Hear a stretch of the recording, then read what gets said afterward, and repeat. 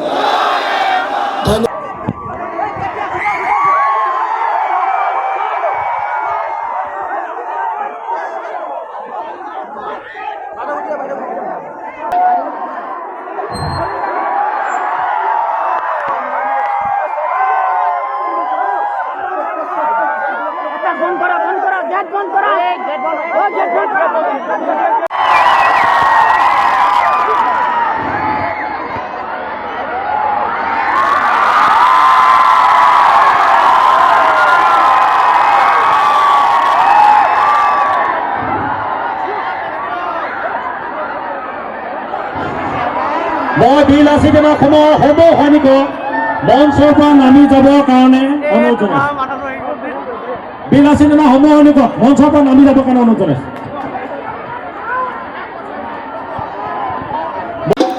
আচলতে বহুত দিনৰ পৰা মনে মনে আমাৰ শৃংখল চলীয়া গামোচাখন দিব বিচাৰি আছোঁ মই শৃংখল চলীয়া এখন উদযাপন গামোচাখন যোগান ধৰিবৰ কাৰণে মই অনুৰোধ জনাইছোঁ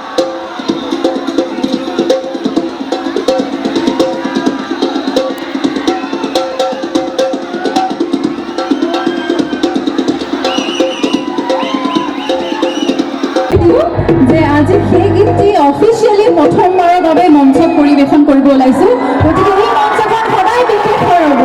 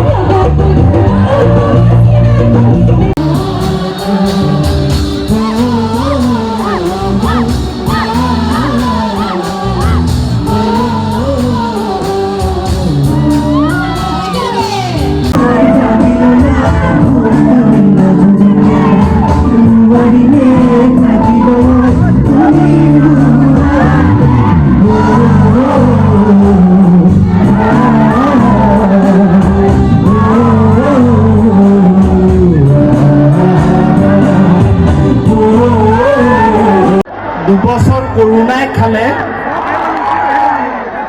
ইমান মানুহ মা কসম প্ৰথম দেখিছো বোলে হৰি এ মজা লাভ ইউ অল মনি নাই বুলিহে দিছো মস্ত মৰম লাগে হয়নে এইবিলাক আমাৰ দুখ নাই দে ৰাইজে তোমাক মস্ত ভাল পায় মই লাজতে কি কওঁ বুজিয়ে নাপালোঁ ধন্যবাদ দাদা আমি খুব সোনকালে এটি কাম কৰিম একেলগে আজি কি নহওক মৰম লাগি বুলি কোৱাৰ কাৰণে ভাল লাগিছে যিহেতু ছোৱালী মানুহ আমাৰ ভাল লাগে তেনেকৈ ক'লে এতিয়া আমি